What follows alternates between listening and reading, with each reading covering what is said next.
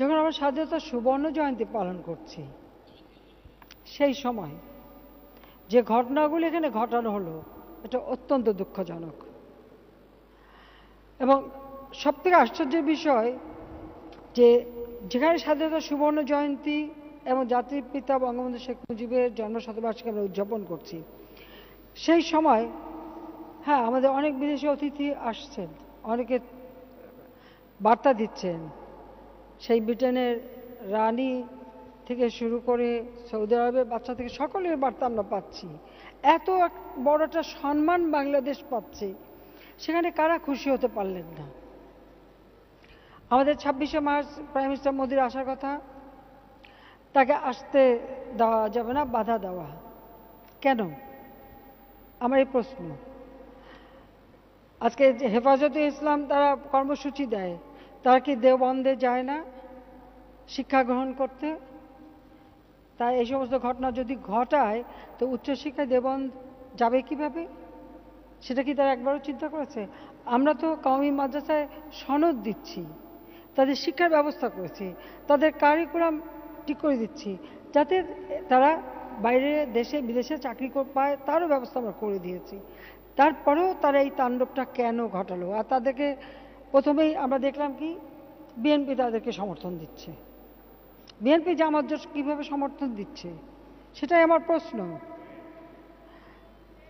Prime minister Modi আসবেন, সেখানে তাদের আপত্তি। এখানে একটা ছোট্ট ঘটনা আমি বলি, আমার খুব অবাক লাগে এদের কর্মকাণ্ড দেখে, বিশেষ করে বিএনপি। প্রথমে খুব আপত্তি হয় হেফাজতের সাথে যত রকমের মদত দেওয়া, এবং আপনারা জানেন যে এখানে যে জ্বালাও পোড়াও কিছু করতে হবে সেই পরামর্শ সেটাও তারা যেমন দিয়েছে, আবার পরবর্তীতে যখন তিনি এসেছেন তখন আবার তার সমর্থনও দেয়।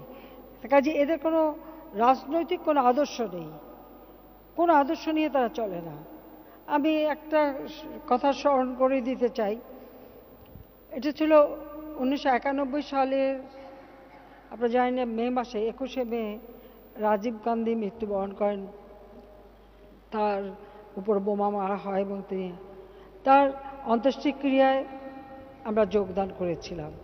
তখন বাংলাদেশের প্রধানমন্ত্রী ছিল খালেদা জিয়া। তখনও কিন্তু বিশ্বের বিভিন্ন রাষ্ট্র থেকে সবাই এসেছিলেন, আমেরিকার প্রেসিডেন্ট, তারপরে গ্রেট ব্রিটেনের প্রিন্স চার্লস থেকে শুরু করে প্যালেস্টাইনের রাষ্ট্রপতি ইয়াসির আরাফাত সহ সকলে উপস্থিত। সেখানে আমরা গিয়েছি। প্যালেস্টাইনের রাষ্ট্রপতি ইয়াসির আরাফাত সাহেব যখন স্বাভাবিক বাংলাদেশের প্রধানমন্ত্রীকে দেখে তিনি হ্যান্ডশেক করার জন্য হাত বাড়ালেন, খালেদা জিয়া হাত গুটায় বসে থাকলেন। কিন্তু সেই খালেদা জিয়াকেই আমরা দেখলাম মোদি সাহেবের সাথে হ্যান্ডশেক করা ছবি, সে হাত যেন আর ছাড়ে না। এবং শুধু তাই না, তার সাথে টেলিফোনে তার যে সেই মানে খিলখিল করে হাসি, হাস্যোজ্জ্বল মুখ এবং তার যে হাসির আওয়াজ, সেটাও তো সকলে কানে বাজে। আবার যখন আমাদের সুবর্ণ জয়ন্তীতে মোদি সাহেব আসবেন তখন তাকে আবার বাধা দেওয়া এবং হেফাজতের সাথে হাত মিলানো কেন? এই প্রশ্নের জবাবটা কোথার থেকে পাবো জানি না, কিন্তু প্রশ্ন আমি রেখে গেলাম। তো আজকে কি ঘটনা ঘটিয়েছে তারা? যখন আমরা স্বাধীনতা সুবর্ণ জয়ন্তী পালন করি তখন শুরু করলো হেফাজতের তাণ্ডব। এই হেফাজত তো একা না, হেফাজতের সাথে তো জামাত বিএনপিও জড়িত এবং তাদের প্রত্যেকটা কর্মকাণ্ডই তো দেখা যায়। এবং হেফাজতের সকলেই যে এর মধ্যে জড়িত তাও কিন্তু নয়, এটাও বাস্তবতা। তারপর আমরা দেখেছি যে 26 তারিখ হেফাজত একটা গুজব ছড়ালো কি বায়তুল মোকাররমে মানুষ মারা হয়েছে ইত্যাদি ইত্যাদি, এবং তারা 26 তারিখ থেকে 31শে মার্চ পর্যন্ত যে সহিংসতা চালায়, এবং 27-28 তারিখ হেফাজতের পক্ষে বিএনপি জামাতের বিবৃতি দেশবিরোধী ষড়যন্ত্রের ধারাবাহিক অংশ। 28শে মার্চ তারিখে হরতাল থেকে সারা দেশে বিনা উস্কানিতে পরিকল্পিতভাবে তারা তাণ্ডব চালায়। তা আওয়ামী লীগ অফিস, দলীয় নেতাকর্মীদের বাড়িঘর, সরকারি অফিস আদালত, পরিবহনে হামলা এবং ভাঙচুর ও পোড়ানো হয়। আমি কিছু ছবি এখানে মাননীয় স্পিকার আপনার অনুমতি নিয়ে কিছু ছবি আমি দেখাতে চাচ্ছি, কারণ ছবি এগুলো আমার কাছে এমনিতেও আছে, তা আমি মনে করি যে এটা অনলাইনে দেখলে সবাই ভালোভাবে দেখতে পারবেন। যে কিভাবে তারা একের পর এক আক্রমণ চালাচ্ছে যে সারা দেশে। এছাড়া শাপলা চত্বরে তারা তাণ্ডব শুরু করে এবং পুলিশের উপর আক্রমণ করে, ভূমি অফিস পোড়ায়। পুরা ব্রাহ্মণবাড়িয়াতে সব থেকে বেশি তাণ্ডব তারা করেছে। আমরা একটা পর একটা ছবিগুলি, গাড়ি পোড়ানো, বাস পোড়ানো, ট্রাক পোড়ানো, মানে এমন ধরনের কোনো কাজ নাই সেদিন তারা না করেছে। ভূমি অফিস পুড়িয়ে দিয়েছে, বহু মানুষ এখন তাদের জমির জন্য কান্নাকাটি করে। আওয়ামী লীগের নেতাকর্মীদের বাড়ি ঘর বেছে বেছে সেখানে আগুন দিয়ে পোড়ানো। আমরা ছবিগুলি একটা পর একটু দেখালে পরে আপনারা বুঝতে পারবেন যে কীভাবে তারা আগুন নিয়ে খেলছে। পরবর্তী, রেল লাইনে আগুন, রেল ভাঙচুর,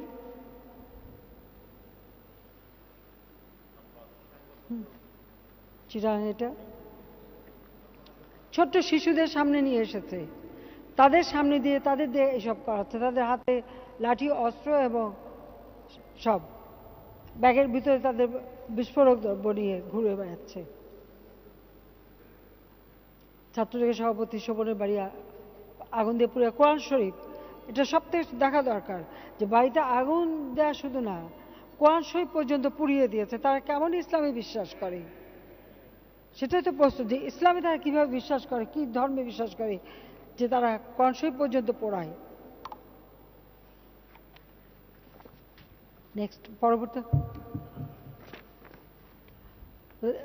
শহীদ ধীরেন্দ্রনাথ চত্বর, সেখানে আগুন।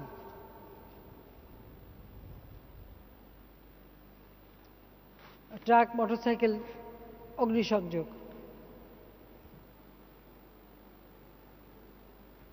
পুরানা পল্টনের লাঠি নিয়ে নামা। 28শে মার্চের ঘটনা,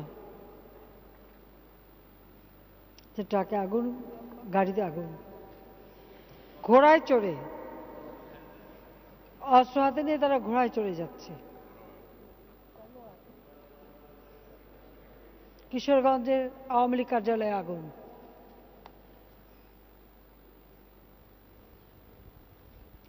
যে বিভিন্ন স্থানে বাস, ট্রাক, ট্রেন, বিভিন্ন জায়গায় আগুন দেওয়া, এটা 28 মার্চ তাদের হরতালের নামে এই তাণ্ডব।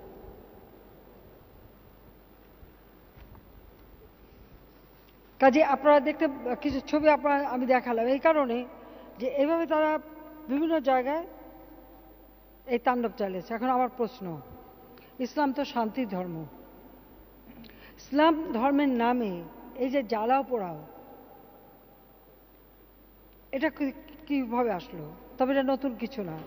2013 সালে আমরা দেখেছি এই বিএনপি জামাত কিভাবে চলন্ত গাড়িতে আগুন দিয়ে মানুষকে পুড়িয়েছে, কিভাবে মানুষের উপর আক্রমণ করেছে, সেগুলো আমরা দেখেছি। সেখান থেকেই তারা এই আগুন, এবং কোনো কিছু হলে আমাদের আওয়ামী লীগ, ছাত্রলীগ বা আমাদের অফিস, বাসায় আগুন দেওয়া। আমি তাদের জিজ্ঞাসা করি, আগুন নিয়ে খেলছে তারা, এক ঘরে আগুন লাগলে তো সেই আগুন অন্য ঘরেও চলে যেতে পারে, সেটা কি তাদের হিসাবে নেই?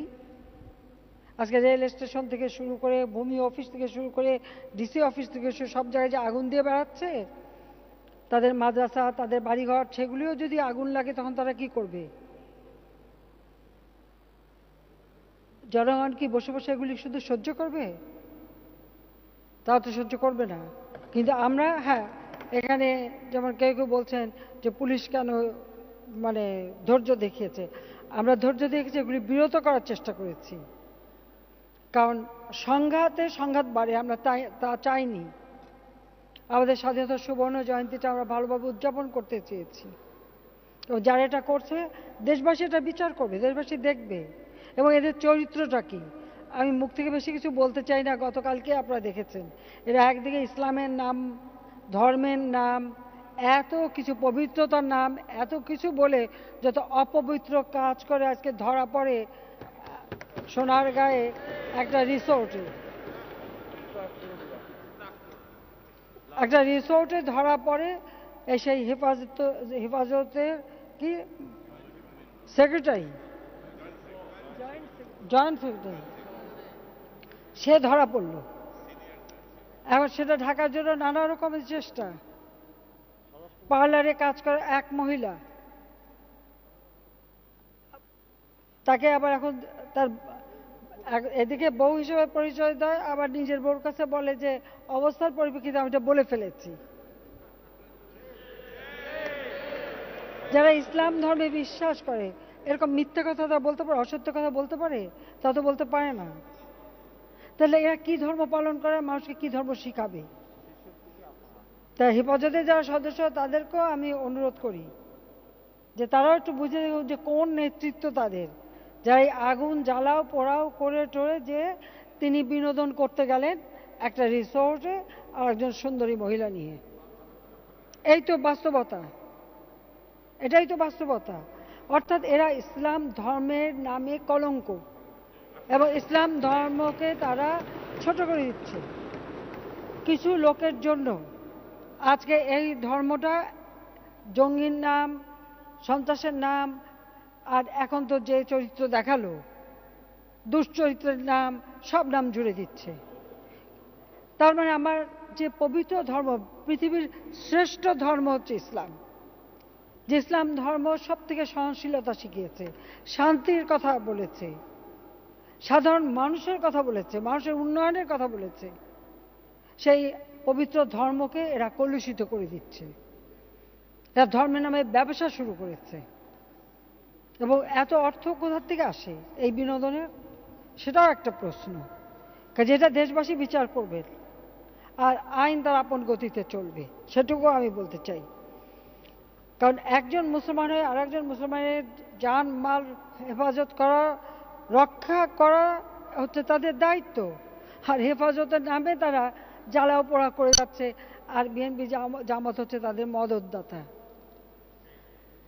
এটা এই লজ্জা শুধু বাংলাদেশের জনগণের না, বিশ্বব্যাপী এটা একটা লজ্জার ব্যাপার এবং সমস্ত পৃথিবীতেই মুসলমানদের জন্য একটা লজ্জার বিষয় এনে দিচ্ছে তারা। এটাই হচ্ছে আমাদের দুঃখ যে আমাদের যে পবিত্র ধর্মটা, সেই ধর্মটাকে তারা সম্পূর্ণভাবে নষ্ট করে দিচ্ছে।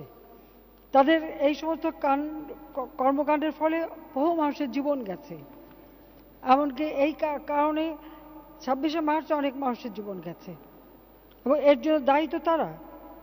কাজে আমি শুধু এইটুকু বলবো, দেশবাসীর জন্য একটু ধৈর্য ধরেন, কারণ আমার কাছে পুরো ডিটেলস বিস্তারিত দেওয়া আছে। আমি আর এত বললাম না, কারণ ছবি আপনারা দেখেছেন, সেখানে সবই লেখা ছিল। তো আমি শুধু এইটুকু বলতে চাই যে আমাদের সবাইকেই ধৈর্য ধরে এগোতে হবে। আর এই সমস্ত যে ধর্মের নাম নিয়ে অধর্ম কাজ, এটা জনগণ কখনোই মেনে নেবে না, জনগণ কখনো এটা সহ্য করবে না।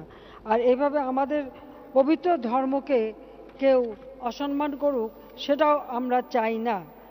আমরা চাই এই দেশ এগিয়ে যাবে, আমরা এই দেশে সকল ধর্মের মানুষ সমান অধিকার নিয়ে বসবাস করে এবং সেটাই করবে এবং যার যার ধর্ম শেষে পালন করবে। কিন্তু কিছু লোকের জন্য ইসলাম ধর্মের বদনাম হবে, এটা কখনোই মেনে নেওয়া যায় না। আমি শুধু এটুকু বলবো যে আজকে বাংলাদেশ এগিয়ে যাচ্ছে, বাংলাদেশ এগিয়ে যাবে। এই ধরনের অপকর্ম যারা জড়িত, আইনানুগ ব্যবস্থা তাদের বিরুদ্ধে নেওয়া হবে, এটুকু আমি শুধু বলতে পারি, এর বিষয়ে বলতে চাই না। আর আমি বলবো যে যারা এই ধরনের মুখে ধর্মের কথা বলে, ইসলামের নাম বলে চলবেন আর অধর্মীয় কাজ করবেন, এটা কখনো গ্রহণযোগ্য না।